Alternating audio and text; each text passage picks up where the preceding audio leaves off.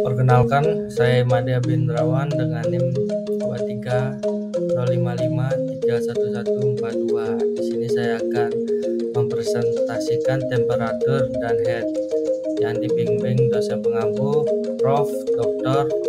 Cokorde Gede Tirta Nindya STMT.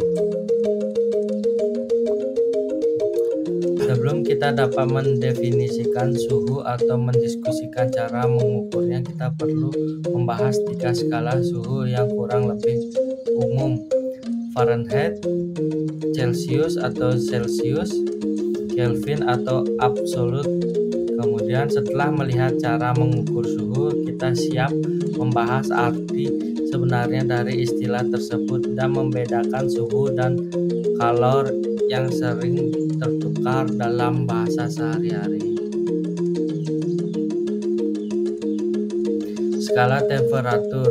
Skala suhu Fahrenheit ditentukan berdasarkan 2 titik. Titik beku air murni ditetapkan pada 30 derajat Fahrenheit atau disebut F, dan titik didih air adalah 212 derajat F. Skala Celcius atau Celsius meskipun didefinisikan secara sewenang-wenang seperti skala Fahrenheit adalah bagian dari sistem metrik. Ini adalah satu-satunya sistem di seluruh dunia yang menetapkan 2 titik terhadap pada 0 derajat Celcius untuk titik beku air dan 100 derajat Celcius untuk titik didih. Derajat Celcius sama-sama 180 atau 3 kali derajat Fahrenheit. Mengetahui hal ini, satu-satunya hal lain yang harus dipertimbangkan untuk konversi dari satu skala ke skala lainnya adalah adanya perbedaan 32 derajat Fahrenheit di lokasi titik beku. Kelvin. Dapat ditunjukkan bahwa suhu terdingin adalah kurang dari 273,15 derajat Celcius. Hal ini mengarah pada skala terakhir kita pada titik 0 terletak pada suhu terdingin ini.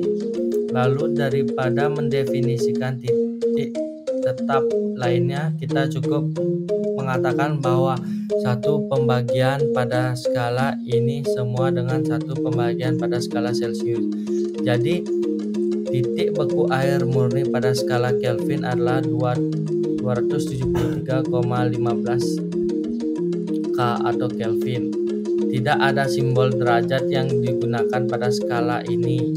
290 K dibaca 290 Kelvin. Konversi antara Celsius dan Kelvin mudah dilakukan, cukup tambahkan 273,15 ke suhu Celsius. Kelvin. Skala Kelvin tidak sembarangan seperti 2 skala lainnya karena skala ini dimulai dari titik awal nyata di alam, yaitu suhu sedingin mungkin. Namun skala Kelvin jarang digunakan di luar komunitas ilmiah. Gambar di sebelah kanan membandingkan ketiga skala tersebut. Di sini ada skala Kelvin, sini ada skala Celsius dan Fahrenheit.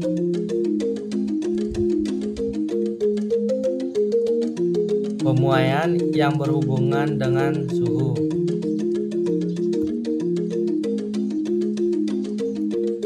Termometer.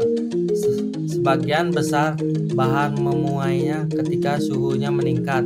Penyisian perluasan ini dilakukan sepanjang sisi bangunan bata panjang dengan menempatkan ruangan-ruangan di setiap sisinya. Begitu sering batu bata mengambang saat cuaca panas, ruang seperti itu biasanya diisi dengan dempul yang relatif lunak, yang sebelum begitu diketahui adalah bahan yang berbenda memuai dalam jumlah yang berbeda dengan kenaikan suhu yang sama. Fakta ini memungkinkan termometer air raksa untuk mencatat suhu. Pada gambar perhatikan apa yang terjadi jika suhu bahan termometer naik. baik kaca maupun air raksa memuai. Namun air raksa memuai lebih jauh lagi. Jika air raksa dalam bola lampu ingin mengembang, maka air raksa harus naik ke kolom tipis. Tanda sepanjang kolom menunjukkan suhu.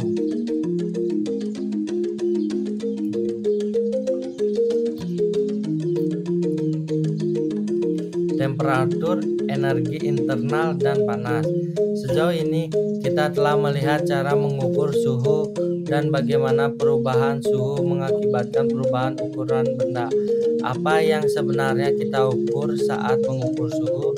Ingatlah bahwa di semua bahan molekul atau selalu bergerak. Pada benda padat, gerakan ini terdiri dari getaran molekul-molekul, sedangkan pada zat cair bergerak terdiri dari molekul-molekul yang memantul dari satu tempat ke tempat yang lain.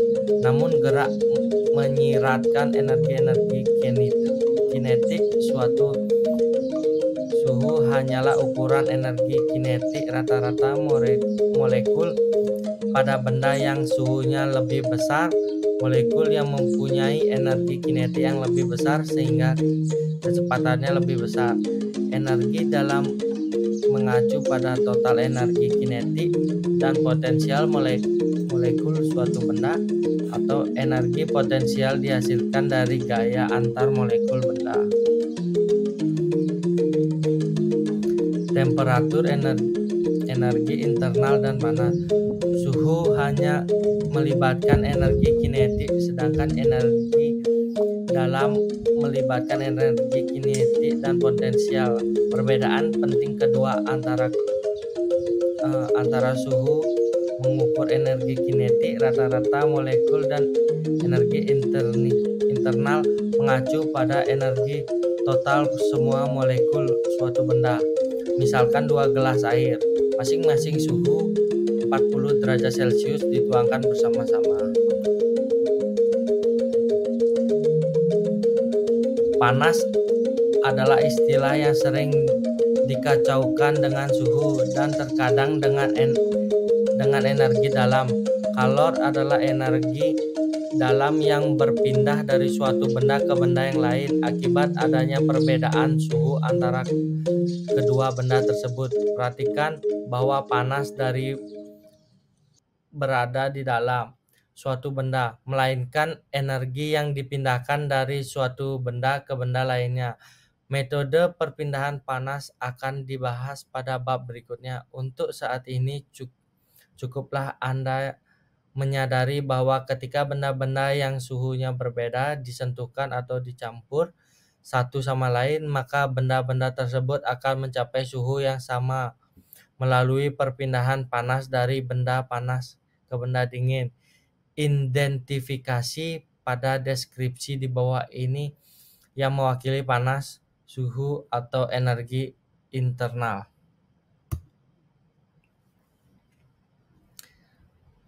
British Thermal Unit.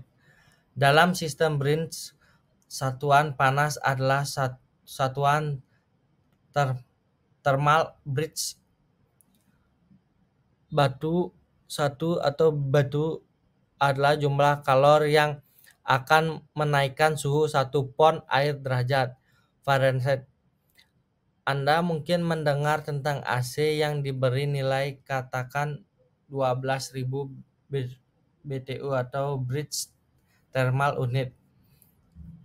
Faktanya ratingnya adalah 12.000 BTU atau per jam. Sini ada gambar British atau British Thermal Unit. Panas akurat. Jika 1 kalori ditambahkan ke dalam 1 gram air, suhu air akan naik 1 derajat Celcius. Sebaliknya, untuk menaikkan 1 gram Celsius 1 derajat hanya membutuhkan 0,60 kalori. Dan untuk menaikkan 1 gram aluminium 1 derajat hanya membutuhkan 0,22 kalori.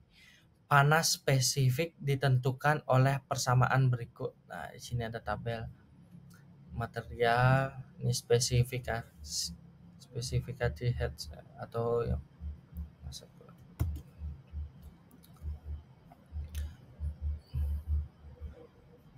sini aja. Karena air memerlukan 1 kalori per gram derajat Celcius, maka kalor jenis suatu zat sama dengan jumlah kalori yang diperlukan untuk menaikkan suhu 1 gram zat sebesar 1 derajat Celcius.